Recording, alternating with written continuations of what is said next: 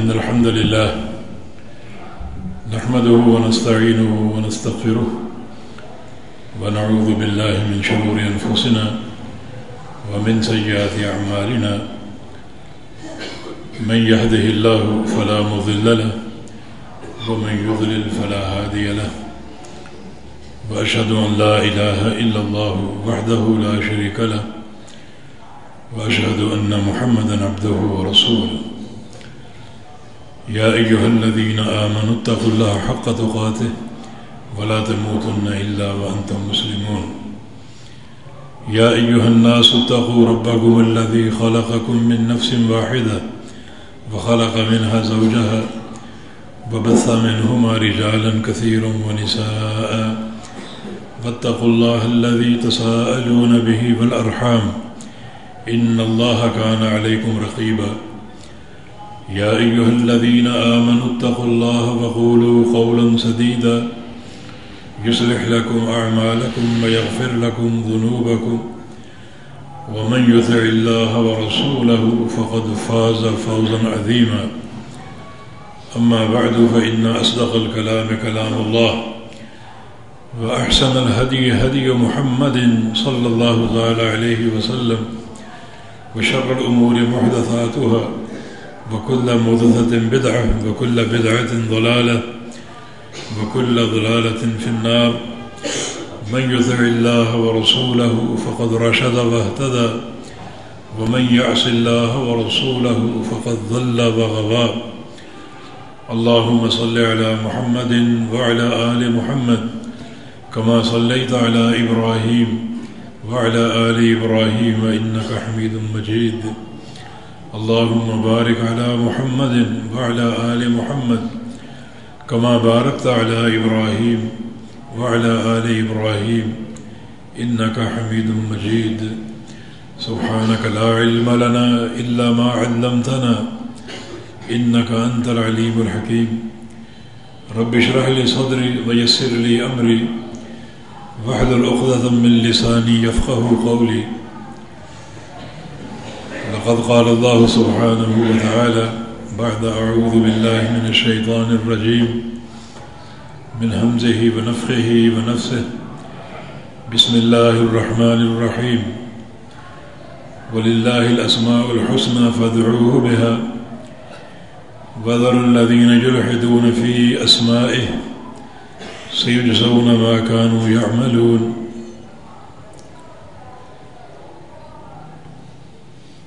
اس آیت مبارکہ میں اللہ رب العزت نے یہ خبر دی ہے کہ اللہ تعالیٰ کے پیارے پیارے نام ہیں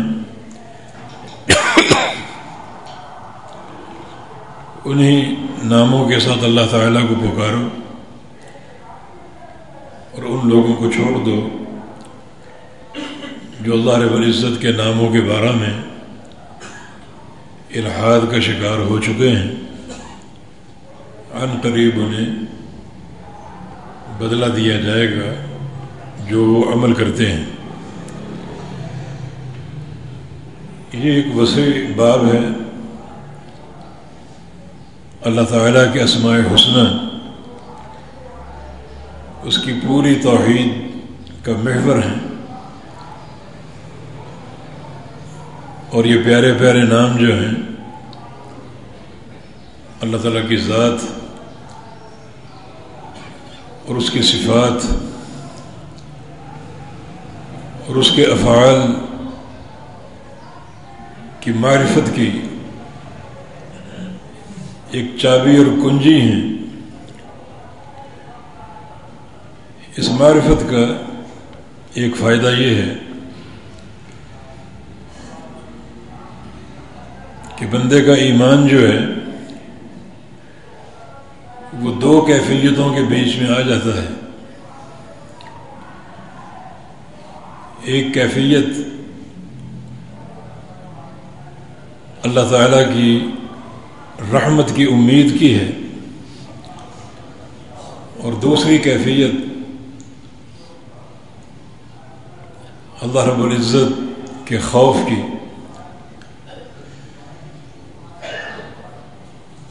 وہ جو ایک قاعدہ ہے الایمان بین الخوف والرجاء کہ انسان کا ایمان ہمیشہ خوف اور امید کی دونوں کیفیتوں کے بیچ میں ہو، اور یہ دونوں کیفیتیں اللہ تعالیٰ کے ناموں، اس کے کاموں اور اس کی صفات کی معرفت سے پیدا ہو سکتی ہیں۔ جیسے الرحمن الرحیم، جس میں اللہ تعالیٰ کی وسعت رحمت کا ذکر ہے، الغفار الغفور، گناہوں کو بخشنے والا، الستار الستیر، گناہوں پر پردہ ڈالنے والا، الوہاب، عطا فرمانے والا، الرزاق، رزق دینے والا۔ یہ سارے نام بندے کی امید کو پختہ بناتے ہیں، اور کچھ نام جو ہیں وہ بندے کو اللہ تعالیٰ کے خوف سے بھر دیتے ہیں، جیسے الجبار ہے، القہار ہے،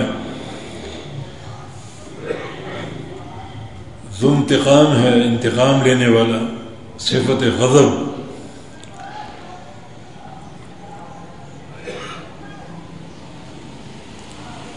انہی صفات میں ایک صفت ہے جس کا آج تعارف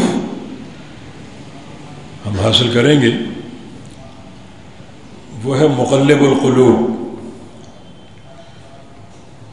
کہ اللہ رب العزت دلوں کو پھیر دینے والا ہے۔ مقلب اس کی صفت ہے جس کا معنی کسی بھی شے کو ایک حال سے دوسرے حال کی طرف پھیر دینا، ایک حالت سے دوسری حالت میں تبدیل کر دینا۔ اس صفت میں شدید ترین خوف بھی ہے اور وسیع ترین رحمت کی امید بھی۔ مقلب القلوب کا معنی یہ ہوگا کہ اللہ رب العزت دلوں کو پھیرنے والا ہے۔ بعض دل جو کفر پر قائم ہوتے ہیں، اللہ ان کو پھیر کر ایمان کی سلامتی دے دے، اور بعض دل جو ایمان پر قائم ہوتے ہیں، اللہ تعالیٰ ان کو پھیر کر کفر کی وادی میں داخل فرما دے۔ یہ دونوں اس کی صفات ہیں اور اس کی قدرت کاملہ کی دلیل ہے۔ اللہ تعالیٰ کا فرمان ہے وَنُقَلِّبُ أَفْئِدَتَهُمْ وَأَبْصَارَهُمْ، اور ہم پھیر دیتے ہیں ان کے دلوں کو۔ یہ اس کی قدرت کاملہ کی بڑی عظیم دلیل ہے۔ دل تو انسان کا اپنا ہے اور اس کے سینے میں دھڑک رہا ہے،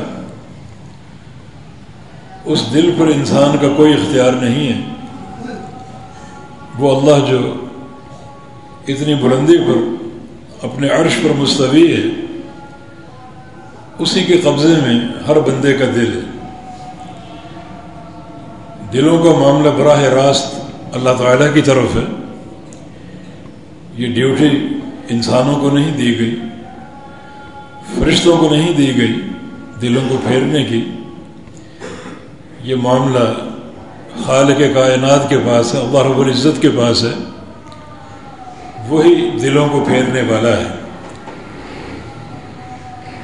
نبی علیہ السلام کی اکثر جو قسم ہوتی تھی، جو آپ کبھی اللہ تعالیٰ کی قسم کھاتے تو لا و مقلب القلوب کہتے کہ مجھے دلوں کے پھیرنے والے رب کی قسم، مجھے اس ذات کی قسم جو دلوں کو پھیرنے والی ہے۔ 3 صحابہ سے یہ حدیث مروی ہے، جناب انس بن مالک رضی اللہ عنہ اور ام المومنین عائشہ صدیقہ رضی اللہ عنہا اور ام المومنین ام سلمہ رضی اللہ تعالی عنہا، تینوں سے ایک ہی مضمون کی حدیث مروی ہے اور وارد ہے کہ رسول کریم صلی اللہ علیہ وسلم ہمارے سامنے جو بات کہا کرتے تھے، یہ دعا کیا کرتے تھے، یا مقلب القلوب ثبت قلبی علی دینک، اے دلوں کے پھیرنے والے میرے دل کو اپنے دین پر ثابت رکھنا، اپنے دین پر قائم رکھنا۔ اور تینوں سے یہ سوال مذکور ہے اسی حدیث میں، یا رسول اللہ صلی اللہ علیہ وسلم آپ اکثر یہ دعا کیوں کرتے ہیں کہ میرے دل کو اپنے دین پر ثابت رکھنا؟ تو تینوں کو رسول کریم صلی اللہ علیہ وسلم نے یہی جواب دیا کہ ان القلوب بین اصبعین من اصابع الرحمن، ہر بندے کا دل اللہ رب العزت کی دو انگلیوں کے بیچ میں ہے، ہر بندے کا اللہ تعالیٰ کی دو انگلیوں کے بیچ میں ہے،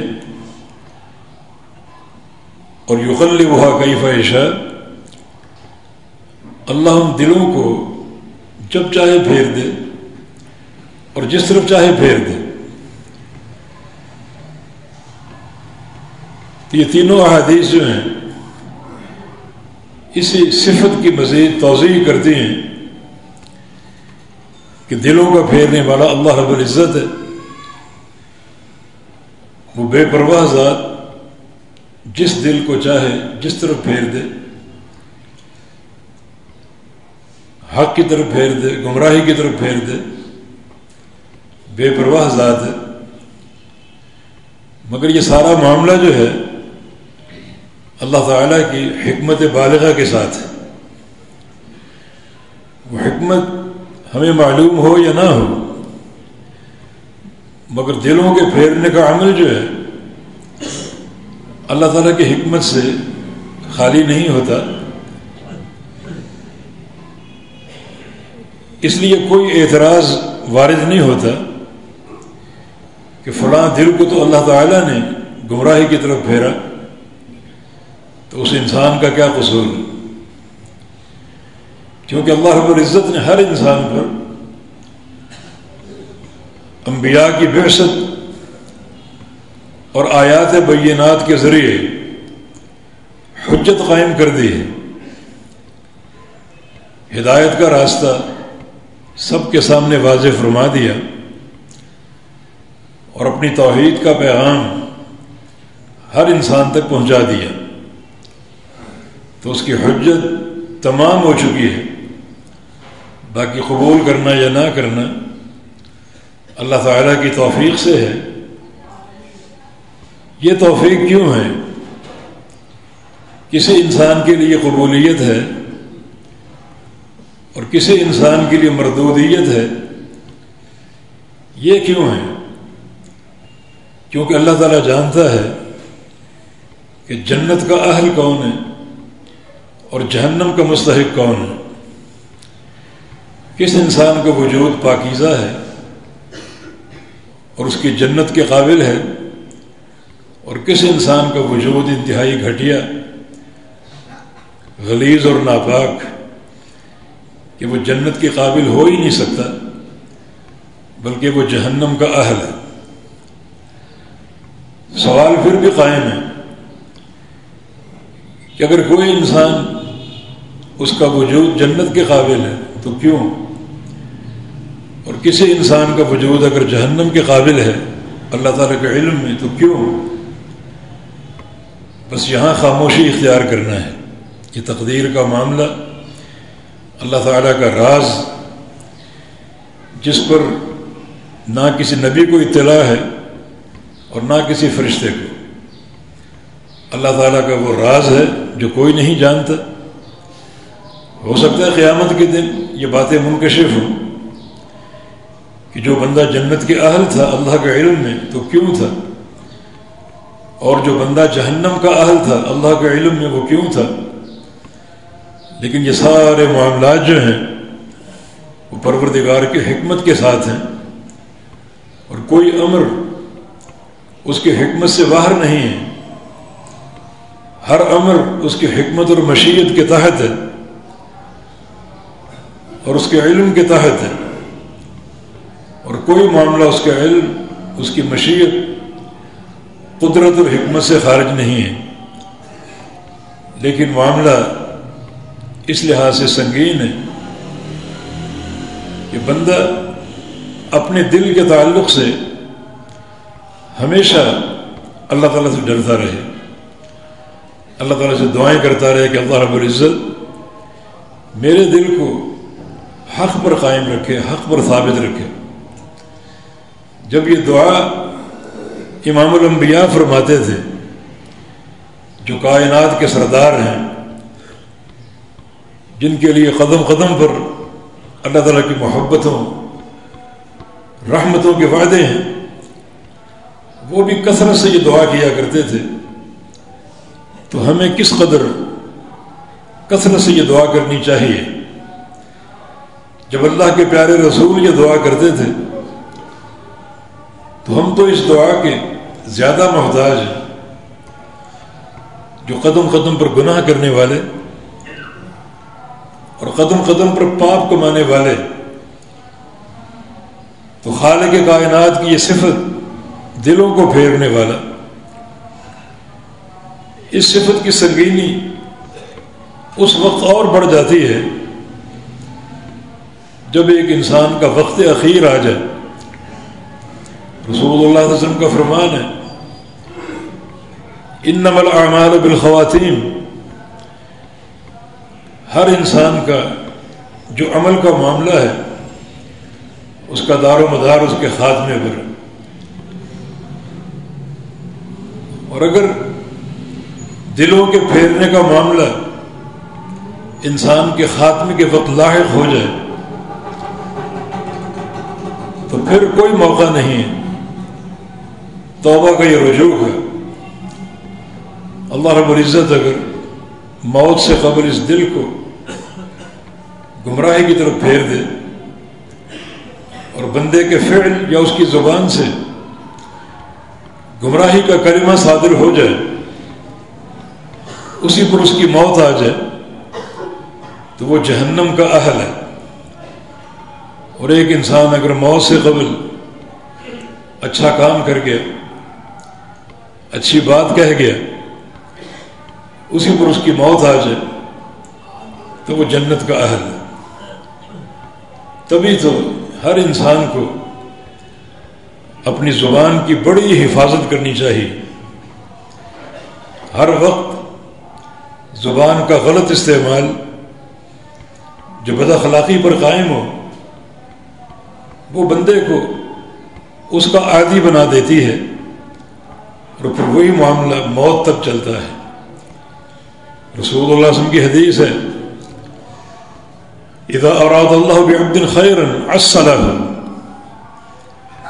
اللہ تعالیٰ جب کسی بندے کے ساتھ بھلائی کا معاملہ فرماتا ہے، بھلائی کا ارادہ کر لے اور خیر کا فیصلہ فرما لے، تو اللہ تعالیٰ اس کو عسل بنا دیتا ہے۔ عسل کا معنی شہد، وہ شہد بن جاتا ہے۔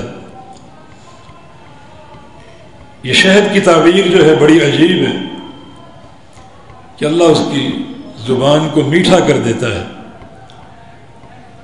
اس کے اخلاق شہد کی طرح میٹھے ہو جاتے ہیں، اور اس کے عمل شہد کی طرح نیک اور خالص ہو جاتے ہیں۔ ہر لحاظ سے وہ شہد ہے، زبان کے لحاظ سے، اخلاق کے لحاظ سے، کردار کے لحاظ سے۔ مانا یہ بندہ ہے جس کے ساتھ خالق کائنات نے بھلائی کا فیصلہ فرما لیا، اور ایک انسان اگر اخلاق کے لحاظ سے، زبان کے لحاظ سے لوگوں کے لیے شہد نہ ہو تو یہ ایک ظاہری علامت ہے کہ اللہ تعالیٰ نے اس انسان کے ساتھ خیر کا ارادہ نہیں فرما رکھا، بھلائی کا ارادہ نہیں فرما رکھا۔ صحابہ نے مزید تفصیل پوچھی، یا رسول اللہ صلی اللہ علیہ وسلم شہد بنانے سے کیا مراد؟ تو آپ نے ارشاد فرمایا یوفقہ لعمل صالح ثم یقبضہ علیہ، کہ اللہ رب العزت اسے موت سے قبل نیک اعمال پر لگا دیتا ہے، اعمال صالحہ پر چلا دیتا ہے، اور عمل صالح کی اس میں محبت پیدا کر دیتا ہے۔ اچھا عمل، اچھی گفتگو، اچھے اخلاق، اور پھر اسی عمل، اسی اخلاق اور اسی زبان کی شیرینی پر اس کی روح قبض کر لیتا، اپنے رب سے جا ملتا ہے، اچھے عمل کرتے کرتے، اچھی باتیں کرتے کرتے اور اچھے اخلاق کا مظاہرہ کرتے کرتے یہ انسان مقربین میں داخل ہو جاتا ہے۔ اللہ تعالیٰ ہی اس کے دل کو پھیرنے والا ہے کہ اس نے برے اخلاق سے، برے عمل سے اچھے اخلاق کی طرف پھیر دیا، اچھے اعمال کی طرف پھیر دیا، اور وہ اللہ تعالیٰ کے مقربین میں شامل ہو گیا۔ تو عرض یہ کر رہا ہوں کہ اللہ تعالیٰ کی صفت مقلب القلوب، کہ وہ دلوں کو پھیرنے والا ہے، اس پر اگر انسان غور کرے تو اس کا ایمان ان دونوں کیفیتوں کے بیچ میں آ سکتا ہے۔ بڑی یہ خوفناک صفت بھی ہے کہ اللہ تعالیٰ اپنے امر سے اس دل کو گمراہی کی طرف پھیر دے۔ انسان کا کوئی اختیار نہیں ہے، اور وہ ذات بے پرواہ ذات۔ ہر بندے کا دل اللہ تعالیٰ کی دو انگلیوں کے بیچ میں ہے۔ اس سے یہ نہ سمجھا جائے کہ اللہ رب العزت مخلوق کے ساتھ رہتا ہے۔ اکثر صوفی حضرات اس حدیث کو دلیل بناتے ہیں کہ جب دو انگلیوں کے بیچ میں ہر بندے کا دل ہے تو اللہ تعالیٰ مخلوق کے بیچ میں ہے، مخلوق کے اندر اختلاط کیے ہوئے ہے۔ یہ بات عقیدے کے خلاف ہے۔ وہ ذات عرش پر ہے، مخلوق سے جدا ہے، مخلوق کے اندر نہیں ہے۔ اور کسی چیز کا دو چیزوں کے بیچ میں ہونا قطعاً اختلاط کو ظاہر نہیں کرتا۔ اگر میں کہوں کہ یہ چاند اور سورج آسمان اور زمین کے درمیان ہے، تو یہ کون سا اختلاط ہے؟ اگر آپ کہیں کہ لاہور کراچی اور اسلام آباد کے بیچ میں ہے، تو یہ کون سا اختلاط ہے؟ تو بینونت جو ہے، بیچ میں ہونا، یہ قطعاً اختلاط کی دلیل نہیں ہے، بلکہ اپنے اپنے سیاق کے مطابق اس کا معنی بنتا ہے۔ اللہ رب العزت کی ذات عرش پہ مستوی ہے، مخلوقات سے جدا ہے، یہی اس کی شان ہے، یہی اس کا مقام ہے، یہی اس کا مرتبہ ہے کہ وہ پوری کائنات سے بلند ہو اور پوری کائنات کا خبر گیرا ہو۔ یہ کوئی شان نہیں ہے کہ بیچ میں رہ کر بندوں کے احوال معلوم کرے۔ یہ تو ہم بھی کر سکتے ہیں، کسی مقام پر چلے جائیں، جا کر رہنا شروع کر دیں تو وہاں کے سارے حالات ہم پر منکشف ہو جائیں گے۔ مقام تو یہ ہے، شان تو یہ ہے کہ انتہائی بلندیوں پر موجود ہونے کے بعد ایک ایک ذرہ کی خبر رکھے اور پوری کائنات کا احاطہ کرے، اور ایک ذرہ تک اس کے ملک، اس کی ربوبیت، اس کی قدرت اور اس کے احاطے سے باہر نہ ہو۔ یہ اس ذات برحق کا مقام اور اس کی شان ہے۔ تو انسانوں کے دل اللہ تعالیٰ کی دو انگلیوں کے بیچ میں ہونا قطعاً اختلاط کو ظاہر نہیں کرتا، اختلاط کو ثابت نہیں کرتا، بلکہ مخلوقات سے جدا ہونا، عرش پہ مستوی ہونا اور سب سے بلندی پر ہونا اور بلندی پر ہو کر سب کے احوال معلوم کر لینا، اس قدر سننا اور دیکھنا کہ سیاہ رنگ کی چونٹی کو بھی اپنے عرش سے دیکھتا ہے، صرف دیکھتا ہی نہیں بلکہ اس کے چلنے کی آواز کو سنتا بھی ہے۔ یہ اس کا سمع اور بصر، اس کی قدرت ہے، اس کا احاطہ ہے، اس کا علم و خبر، اس کی خبر گیری ہے، یہ اس کی شان اور اس کا مقام۔ اس حدیث سے اللہ تعالیٰ کی یہ صفت بھی ثابت ہوئی کہ انگلیاں اس کی صفت ہے، ہمارا اس پر ایمان ہے۔ جیسے کتاب و سنت سے اللہ تعالیٰ کا ہاتھ ثابت ہے، 2 ہاتھ، انگلیاں بھی ثابت ہو گئیں۔ ایک حدیث میں خالق کائنات کے پورے بھی ثابت ہیں۔ وہ جو نبی علیہ السلام کا خواب ہے جس میں آپ نے فرمایا تھا کہ وجدت برد انامل فی صدری، اللہ تعالیٰ کے پوروں کی ٹھنڈک میں اپنے سینے میں محسوس کر رہا ہوں۔ تو ہاتھ بھی ثابت ہے، انگلیاں اور پورے بھی ثابت ہیں، لیکن کیا وہ ہاتھ اور انگلیاں اور پورے ہماری طرح کے ہیں؟ نہیں، کیونکہ لیس کمثلہ شیء، اس جیسی کوئی چیز نہیں، وہ تشبیہ سے پاک۔ وہ ہاتھ کیسے ہیں، وہ انگلیاں اور پورے کیسے ہیں؟ جیسے اس ذات برحق کے لائق ہیں۔ ہمیں ہاتھوں کا، انگلیوں اور پوروں کا علم دیا گیا ہے، ہمارا اس پر ایمان ہے۔ کیفیت کا علم نہیں دیا گیا، وہ اللہ کے سپرد ہے، مگر یہ سب کچھ تشبیہ سے پاک ہے۔ خالق کی صفات مخلوق جیسی ہرگز نہیں ہے۔ تشبیہ تو مخلوقات کے اندر بھی نہیں ہے۔ اگر آپ کہیں ہاتھی کا ہاتھ اور چیونٹی کا ہاتھ، حالانکہ دونوں مخلوق ہیں، تو کیا دونوں ہاتھ مشابہ ہیں؟ تو مشابہت تو مخلوقات کے بیچ میں نہیں ہے۔ یہ آپ کی بتی جل رہی ہے، اس کا نور اور سورج کا نور دونوں مخلوق ہیں، دونوں نور برابر ہیں کیا؟ تو تشبیہ تو مخلوقات کے اندر نہیں ہے، حالانکہ لفظ اشتراک موجود ہے۔ تو چاہیے جائے کہ خالق اور مخلوق کی صفات میں ہو۔ بحمد اللہ ہم عہد الحدیث کا عقیدہ بالکل صاف ستھرا جو اللہ کے پیغمبر نے پیش کیا، صحابہ نے پیش کیا، جو شہادت عثمان غنی تک تھا، صاف ستھرا عقیدہ۔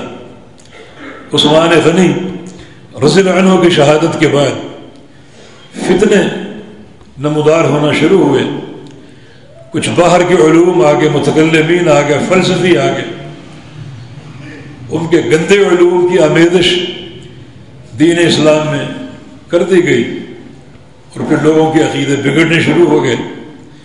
لیکن ہم عہد الحدیث کا عقیدہ وہی ہے جو عثمان غنی رضی اللہ عنہ کی شہادت سے قبل کا تھا، جو جبریل امین آسمان سے لائے، جس پر پیارے پیغمبر محمد الرسول اللہ صلی اللہ علیہ وسلم تھے اور صحابہ کرام تھے، اسی پر بحمد اللہ ہم قائم ہیں اللہ کے فضل اور اس کی توفیق سے۔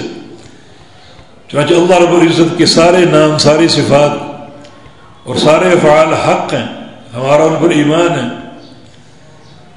اپنے ظاہری معنی کے ساتھ، تشبیہ سے پاک، تعویل سے پاک، بیان کیفیت سے پاک۔ اصل مقصود یہ ہے کہ ان صفات پر غور کرو اور اپنے اندر ان صفات کے تعلق سے اثرات پیدا کرو۔ صفت رحمت اور صفت محبت ہے تو اس کی رحمت اور محبت کے حصول کے لیے کوشش شروع کر دو، ان قواعد پر غور کرو جن کو اپنا لینے سے یہ محبت حاصل ہو سکتی ہے، رحمت حاصل ہو سکتی ہے، اللہ کی رضا مل سکتی ہے۔ اور دوسرا رخ جو ہے وہ اس کے غضب کا، غصے کا، اس کے انتقام کا، اس کے جبار اور قہار ہونے کا، اس کے خوف سے اپنے آپ کو بھر لو، اور ہمیشہ آپ کا ایمان ان دو کیفیتوں کے بیچ میں رہے، اس کی رحمت کا ذکر ہو تو رحمت کی امید قائم ہو جائے،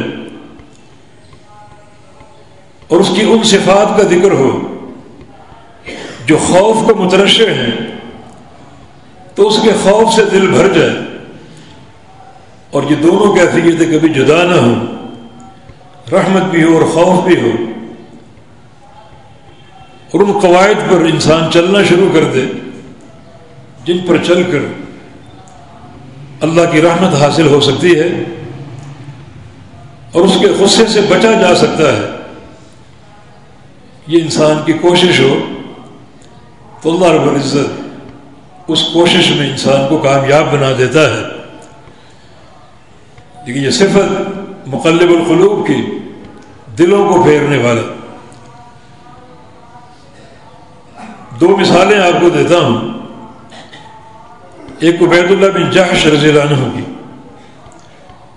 مکی زندگی میں اسلام لائے تھے، حالانکہ مکہ والے ظلم و بربریت کے پہاڑ توڑتے تھے لیکن کوئی پرواہ نہ کی۔ ام حبیبہ کے شوہر تھے، حتیٰ کہ اس ظلم و ستم سے تنگ آ کر حبشہ ہجرت اختیار کر لی۔ ایک طرف یہ ایمان کی قوت اور ایمان کی خاطر وطن چھوڑ دیا، گھر بار چھوڑ دیا، بہت سے رشتے توڑ دیے، حبشہ چلے گئے، ہجرت کا شرف حاصل کر لیا۔ اس مقلب القلوب ذات نے جب وہ حبشہ پہنچے تو ان کے دل کو پھیر دیا، اور وہ اسلام کو چھوڑ کر نصرانی ہو گئے، عیسائی ہو گئے، اسی عیسائیت پر مرے۔ ایک طرف کیا ان کی شان تھی، مہاجر بنے اللہ کی رضا کے لیے، اور اہل مکہ کو ظلم اس کی کوئی پرواہ نہ کی اور اسلام قبول کر لیا۔ دوسری طرف حبشہ پہنچے جہاں باقی اور صحابہ بھی تھے جن کے ایمان اور مضبوط ہو گئے، مگر یہ کفر میں داخل ہو گئے، عیسائیت قبول کر لی، اور عیسائیت پر ان کی موت آئی۔ ام حبیبہ رضی اللہ عنہ پھر اللہ کے پیارے پیغمبر کی بیوی بنی، ام المومنین ہونے کا شرف حاصل ہوا انہیں۔ تو ایک طرف شوہر اور ایک طرف بیوی، بیوی حق پر قائم رہی اور شوہر منحرف ہو گیا۔ یہ مقلب القلوب ہے، دلوں کو پھیرنے والا، جب چاہے پھیر دے، جس طرف چاہے پھیر دے۔ دوسری مثال موسیٰ علیہ السلام کے دور کے جادوگر جن کو فرعون نے جمع کیا تھا، وقت کے حاکم نے، وقت کے بادشاہ نے، اور صرف حاکم نہیں تھا، اپنے آپ کو رب بھی کہتا تھا، اور جو اس کی مملکت کے حدود میں جادوگر تھے سب جمع ہو گئے۔ بعض تفسیری اقوال کے مطابق 80,000 جادوگر تھے، اور بعض روایت میں 15,000 کا فگر ہے، یعنی کثیر تعداد میں مصر کے جادوگر جمع ہو گئے موسیٰ علیہ السلام کے اس معجزے کا مقابلہ کرنے کے لیے۔ دنیا دار تھے، جادوگر تھے، جادوگر بڑے سیاہ ہوتے ہیں۔ لا یفلح الساحر حیث اتی، جادوگر کبھی کامیاب ہو ہی نہیں سکتا، ان کی دنیا بھی گھاٹے میں، آخرت بھی گھاٹے میں۔ جادو عمل کفر ہے، اور جادوگر کے چہرے پر نحوست، پھٹکار اور کالک سیاہی برستی رہتی ہے، ان کے چہرے کو دیکھ کر وحشت محسوس ہوتی۔ وہ سارے جادوگر جمع ہو گئے موسیٰ علیہ السلام کے معجزے کا مقابلہ کرنے کے لیے۔ دنیا دار تھے، فرعون سے کہا اَإِنَّا لَنَا أَجْرًا إِن كُنَّا نَحْنُ الْغَالِبِينَ، کہ اگر ہم جیت گئے، غالب آ گئے موسیٰ پر تو ہمیں پیسے ملیں گے، انعام و اکرام ملے گا۔ فرعون نے کہا نعم ملے گا، اِنَّكُمْ مِنَ الْمُقَرَّبِينَ، بلکہ تم میرے حاشیہ نشین بن جاؤ گے، میرے دربار میں میرے ساتھ بیٹھو گے، تمہیں عزت دوں گا۔ بڑا خوش ہوگے کہ پیسہ بھی ملے گا، اقتدار بھی ملے گا اور قوت بھی ملے گی۔ اور میدان میں داخل ہوئے فرعون کی عزت کی قسم کھاتے ہوئے، یہ ان کا ماضی ہے۔ اور جب موسیٰ علیہ السلام کا معجزہ دیکھا تو اس مقلب القلوب ذات نے ان کے دلوں کو پھیر دیا، اور ایسا دلوں کو پھیرا کہ موسیٰ علیہ السلام کے رب پر ایمان لے آئے۔ رب العالمین، رب فرعون، رب موسیٰ و ہارون، موسیٰ علیہ السلام اور ہارون علیہ السلام کے رب پر ایمان لے آئے، اور اس سارے جو مال و دولت کی لالچ، عہدے اور وقار کی لالچ، سب کو ٹھکرا دیا۔ فرعون غضبناک ہو گیا۔ اب دیکھیں اللہ نے کیسا دلوں کو پھیرا، صرف دلوں کو ایمان کی طرف نہیں پھیرا بلکہ ان کو تقویٰ بھی دے دیا، ورع اور فقاہت بھی دے دی۔ فرعون دھمکیاں دے رہے، لَأُقَطِّعَنَّ أَيْدِيَكُمْ وَأَرْجُلَكُمْ مِنْ خِلَافٍ وَلَأُصَلِّبَنَّكُمْ، کہ میں تمہارے ہاتھ پاؤں کاٹ دوں گا اور تمہیں سولی لٹکا دوں گا، سولی چڑھا دوں گا۔ جو چند لمحات قبل زندگی سے پیار کرتے تھے اور فرعون کے انعام و اکرام کے خواہش مند تھے، ایسے بے خوف ہوئے، آخرت کی طرف راغب ہوئے، انہوں نے کوئی پرواہ نہ کی۔ انما تقضی هذه الحیات الدنیا، فرعون تم کیا کرو گے؟ ہمیں سولی چڑھا کر دنیا کی زندگی کا خاتمہ کر دو گے؟ فقد ما انت قاض، جو کرنا ہے کر لو، ہاتھ پاؤں کاٹ دو، ٹکڑے ٹکڑے کر دو، بوٹی بوٹی اور قیمہ بنا دو ہمارا، ہمیں کوئی پرواہ نہیں۔ ہم حق کو پہچان چکے، موسیٰ علیہ السلام کے رب کی توحید کو سمجھ چکے اور اس دین کی حقانیت کو جان چکے، اور ہمیں اپنے رب سے ایک ہی حرص اور طمع ہے، ان یغفر لنا خطایانا ان کنا اول المؤمنین، کہ ہم موسیٰ علیہ السلام پر پہلا ایمان لانے والے بن جائیں، اور اللہ اس نیکی کو قبول کر کے ہمارے گناہ معاف کر دے۔ آخرت کی رغبت، گناہوں کا خوف، اس سے بڑھ کر فقاہت کیا ہو سکتی؟ فقاہت جو ہے وہ کثرت مسائل کا نام نہیں ہے، بلکہ فقاہت رب تعالیٰ کی خشیت کا نام ہے۔ انما یخشی اللہ من عباد العلماء، تبھی تو فرمایا کہ جو علماء اور فقہاء ہیں صحیح معنی میں وہ ہیں جن کے دل میں رب تعالیٰ کی خشیت ہو۔ امام مالک رحمہ اللہ فرمایا کرتے تھے، لیس العلم بکثرت المسائل، کہ علم کثرت مسائل کا نام نہیں ہے کہ ایک بندہ علامہ فہامہ بن جائے، ولکن العلم خشیت اللہ، بلکہ علم تو اللہ کی خشیت کا نام۔ ایسا دلوں کو پھیرا کہ فرعون کے نظام سے باغی ہو گئے، کفر سے بغاوت اختیار کر لی، اللہ تعالیٰ کی توحید کو قبول کر لیا، زندگی سے بے پرواہ اور بے نیاز ہو گئے کہ قتل کر دو، جو چاہو کرو، کوئی پرواہ نہیں۔ اگر قتل کرو گے تو دنیا کی زندگی کا خاتمہ ہوگا، آخرت تو محفوظ ہے۔ اور کیا عقیدے کی بات کی کہ موسیٰ علیہ السلام پر ایمان لا کر ہم اس وقت روئے زمین پر پہلے مومن بن چکے ہیں، اور یہ ایمان کی سبقت اللہ تعالیٰ کے حضور بطور وسیلہ پیش کر رہے ہیں کہ اللہ اس کو قبول کر کے ہمارے گناہوں کو معاف فرما دے۔ یہ ورع اور تقویٰ، ایک عجیب معرفت، ایک عجیب دین کی فقاہت جو کہ خشیت پر قائم ہو گئی۔ تو اس طرح کی متعدد مثالیں پیش کی جا سکتی ہیں کہ اللہ رب العزت جب چاہے دلوں کو پھیر دے، جس طرف چاہے پھیر دے۔ دونوں طرح کی مثالیں ہم نے سن لی. تو مقلب القلوب، دلوں کو پھیرنے والی ذات، کبھی اس صفت سے غافل نہ ہو. ہاں وہ انتظام کریں جو دل کے ثبات کا باعث ہو. وَلَوْ أَنَّهُمْ فَعَلُوا مَا يُوعَظُونَ بِهِ لَكَانَ خَيْرًا لَهُمْ وَأَشَدَّ تَثْبِيتًا. اگر یہ لوگ صرف میرے پیغمبر کے غلام بن جائیں، ان کے دائرہ اطاعت میں داخل ہو جائیں، جب بات کرے میرے رسول کی بات کرے، جب کہا مانے میرے رسول کا مانے، کوئی قوم برادری باپ دادا اور کسی دوسری شخصیت کا نام تک نہ لیں، ان کا نام ہو بطور احترام اور عزت اور اکرام کے، مگر یہ عقیدہ بنا لے کہ اطاعت صرف میرے رسول کا حق ہے.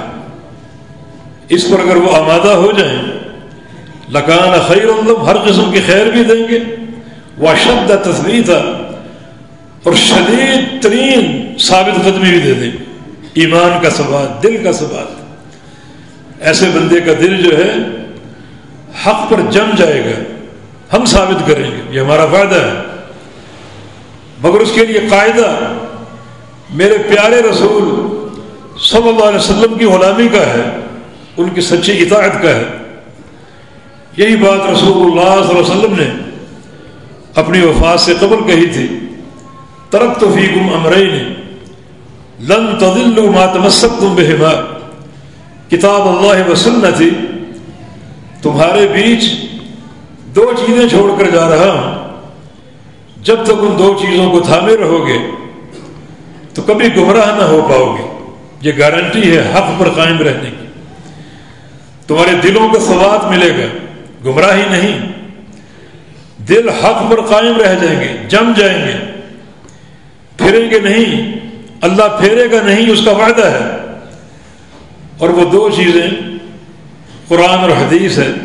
کتاب اللہ و سنتی، اللہ کی کتاب ہے قرآن پاک، اور میری حدیث ہے، میری سنت ہے. اگر ان دو چیزوں کو تھامے رہو گے، حق پر قائم رہو گے، تو وہ جو ذات ہے مقلب القلوب، اس کی طرف سے یہ فائدے آ رہے ہیں کہ کچھ اصول ہم نے دیے ہیں، ان کو اپنا لو. کتاب و سنت کے ساتھ تمسک، اللہ کے حبیب کی سچی غلامی، سچی اطاعت. پھر اور آثار سے قرآن پاک کی کثرت تلاوت اور اللہ کا کثرت سے ذکر، یہ بھی ثبات قلبی کا ذریعہ ہے. ان پر بھی خالق کائنات کی طرف سے وعدے ہیں کہ ایسے بندوں کے دل ہم حق پر قائم رکھیں گے، حق پر جما دیں گے.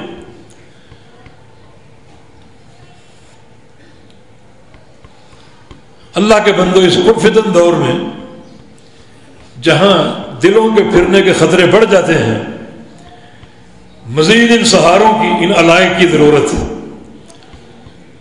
بخاری مسلم کی حدیث ہے، حذیفہ بن یمان کی روایت سے رسول اللہ صلی اللہ علیہ وسلم نے ارشاد فرمایا کہ تعرض الفتن علی القلوب، ایک دور آئے گا فتنوں کو پیش کیا جائے گا دلوں پر. ان فتنوں کا حملہ انسان کے دلوں پر ہوگا، انسان کے دل پر ہوگا. اس سے قبل فتنے ہوں گے. کاروبار پر پیش آ گیا، کاروبار میں گھاٹا پڑ گیا. کسی خاندان کے فرد پر پیش آ گیا، کسی کا انتقال ہو گیا. یا ایک انسان کے جسم پر پیش آ گیا، بیمار پڑ گیا. یہ بھی فتنے ہیں، مگر یہ فتنے قابل برداشت ہیں. ان کا نقصان دنیا کی زندگی تک محدود ہے، بلکہ غور کریں تو نقصان نہیں بلکہ فائدہ ہی فائدہ ہے. کیونکہ یہ ایسے فتنے ہیں جن پر صبر گناہوں کی بخشش کا ذریعہ ہے. نبی علیہ السلام کی حدیث ہے کہ دنیا کا بخار اور جہنم کا عذاب جمع نہیں ہو سکتے. تو تکلیف تو ہے، لیکن صبر کر لینا بہت بڑی بشارت کا باعث ہے. انہیں بھی فتنہ کہا گیا. ان کا تدارک ممکن ہے، ممکن نہ بھی ہو تو یہ فتنے کب تک چلیں گے؟ بس دنیا کی زندگی تک۔ آگے جو قبر کا مرحلہ اور پھر اخروی لامتناہی زندگی ہے، اصل تو وہ ٹھکانہ ہے جس کی خیر چاہیے۔ تو ان قریب ایسے فتنے آئیں گے جن کی یلغار انسان کے اہل و مال پر نہیں ہوگی، جسم پر نہیں ہوگی، بلکہ انسان کے دل پر ہوگی۔ دل پر ان فتنوں کا حملہ ہوگا، اور وہ فتنے دل کے امتحان کا ذریعہ بنیں گے۔ ای قلب انکرھا، جو دل ان فتنوں کا انکار کر دے گا اللہ اس دل کو چمکا دے گا، ایسا پالش کرے گا کہ ان کا حسن، ان کی چمک اتنی بڑھ جائے گی کہ پھر کوئی فتنہ قیامت تک اس کو نقصان نہیں پہنچائے گا۔ ایک بندہ اگر ثبات کا مظاہرہ کر دے اور اللہ اس دل کو ثبات کی توفیق دے دے، وَأَيُّ قَلْبٍ أُشْرِبَهَا، اور جو دل اس فتنے کو قبول کر لے اللہ اس کو سیاہ کر دے گا، ایسا سیاہ کرے گا کہ اس کی حدیث میں مثال کلکوز مجخین سے دی ہے کہ پھر وہ دل جو ہے الٹے پیالے کی مانند ہو جائے گا۔ بڑی خطرناک تشبیہ ہے یہ۔ دلوں پہ پھیرنے والی ذات نے دلوں کو سیاہ کر دیا اور وہ دل الٹے پیالے کی مانند ہو گئے۔ پیالے میں دودھ بھرا ہو یا شہد ہو یا پانی ہو، جب تک وہ سیدھا ہے، وہ پانی یا شہد یا دودھ موجود ہے، اس کو اگر الٹا دو سب کچھ بہہ جائے گا۔ تو دل میں اگر ایمان کی رمق ہوگی تو الٹے پیالے کی مانند بن جائے گا، جو اندر ہے وہ سارا نکل جائے گا اور بہہ جائے گا۔ اور پیالہ اگر سیدھا ہو تو اس میں اور پانی ڈالا جا سکتا ہے اور دودھ اس میں ڈالا جا سکتا ہے، لیکن پیالہ اگر الٹا ہو تو اس میں کچھ نہیں بھرا جا سکتا۔ اب وہ دل الٹے پیالے کی مانند ہو گیا، جو اندر موجود تھا وہ بہہ گیا اور مزید کچھ ڈالنے کی گنجائش ختم ہو گئی۔ ایسا مقلب القلوب دلوں کو پھیرا اور فتنے اس دل میں شامل ہو گئے کہ دل سیاہ بھی ہو گئے اور کسی نیکی کو قبول کرنے کے قابل نہ رہے۔ یا ایھا الذین آمنوا استجیبوا للہ وللرسول اذا دعاکم لما یحییکم واعلموا ان اللہ یحول بین المرء وقلبہ۔ ایمان والو، اللہ اور اس کے رسول کی دعوت تم تک جیسے ہی پہنچے اسے قبول کر لو، نہ اس کو ٹالنے کی کوشش کرو، نہ کوئی بہانہ سازی کرو، نہ اس کے مقابلے میں اپنی قوم برادری کو پیش کرو، نہ اس کے مقابلے میں اپنے باپ دادا کی بات کرو، فوراً قبول کر لو۔ تمہیں سمجھائے دے رہے ہیں یہ چیز تمہارے دل کی اصلاح کا باعث ہوگی اور دل کے ثبات کا باعث ہوگی۔ اور اگر تم نے ایسا نہ کیا، تاخیری حربے ڈھونڈے یا اللہ اور اس کے رسول کے فرمان کو تعویل کے شکنجے میں کس دیا یا اللہ اور اس کے رسول کے فرمان کے مقابلے میں اپنی قوم کی، برادری کی، باپ دادا کی باتیں کی، تو فاعلموا، پھر سن لو اور جان لو، ان اللہ یحول بین المرء وقلبہ، کہ اللہ رب العزت خود تمہارے اور تمہارے دلوں کے بیچ میں رکاوٹ اور آڑ بن جائے گا، حائل ہو جائے گا۔ ایسا حائل ہوگا کہ تمہارے دل میں کوئی نیکی داخل ہونے ہی نہیں دے گا۔ وہ اللہ کی مہر لگ گئی، دل سیاہ ہو گئے، الٹے پیالے کی طرح پھیر دیے گئے، اندر کچھ رمق تھی تو وہ بہہ گئی اور آئندہ کوئی نیکی داخل نہیں ہو سکے گی۔ خود اللہ تعالی حائل ہو گیا۔ تو انتہائی یہ معاملہ خطرناک حد تک پہنچ گیا. یہ پرفتن دور ہے، ہر طرف فتنے ہی فتنے. باہر نکلو فتنے، بازار میں فتنے، کاروبار میں فتنے.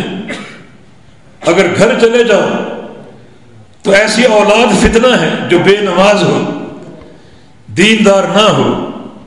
بیڈ روم میں داخل ہو جاؤ، بیوی فتنہ، بد اخلاق ہو تو فتنہ ہی فتنے. یعنی بیڈ روم سے لے کر بازاروں اور میدانوں تک فتنہ ہی فتنے.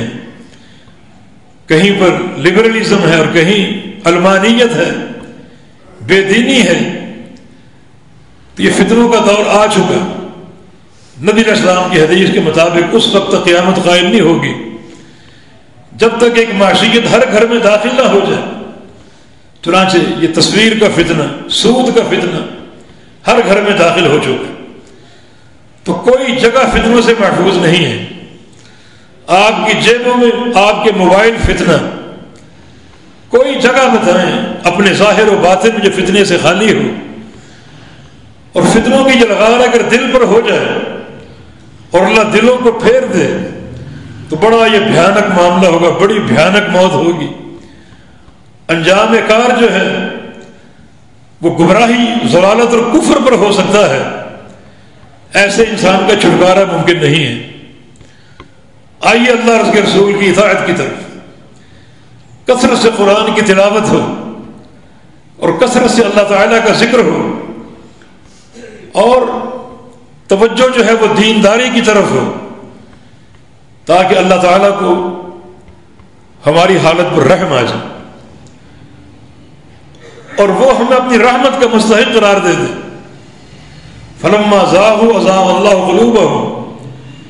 جو دلوں میں کجی آتی ہے ابتداءً اللہ کی طرف سے نہیں آتی، بلکہ دل خود کجی کی طرف مائل ہوتے ہیں. اس نے تو بندوں کے ساتھ ابتدائی معاملہ رحمت کے ساتھ کیا ہے، اپنے نبیوں کو بھیج کر، جبریل امین کو بار بار اتار کر، اپنا پیغام ان تک پہنچا کر، آیات بینات کھول کر. اس کی طرف سے کون سا ظلم کا معاملہ ہوا؟ اس کی طرف سے آغاز امر جو ہے وہ رحمت کے ساتھ. دین رحمت کا دین ہے.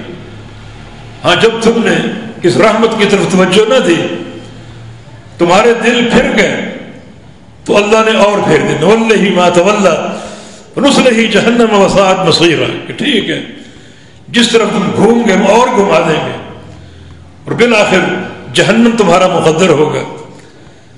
تو اللہ تعالیٰ کا خوف ہونا چاہیے اور ان تمام نصوص کو سامنے رکھتے ہوئے اللہ تعالیٰ کی رحمت کے حصول کے لیے ان قواعد کو اختیار کرنا چاہیے اور کثرت سے دعا بھی.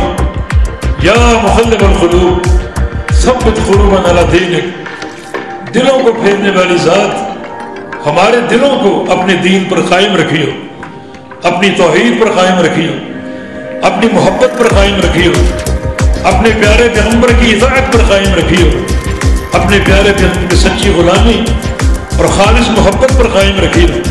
یہ کثرت سے دعا ہوتی امام الانبیاء کیا کرتے تھے. ہماری تعلیم کے لیے ہم کس قدر اس دعا کے محتاج ہیں. اللہ پاک سے اس کی رحمت کا سوال ہے اور اس کے عذاب سے پناہ طلب کرتے ہیں. اقول قولی ھذا واستغفر اللہ لی ولکم وآخر دعوانا ان الحمد للہ رب العالمین.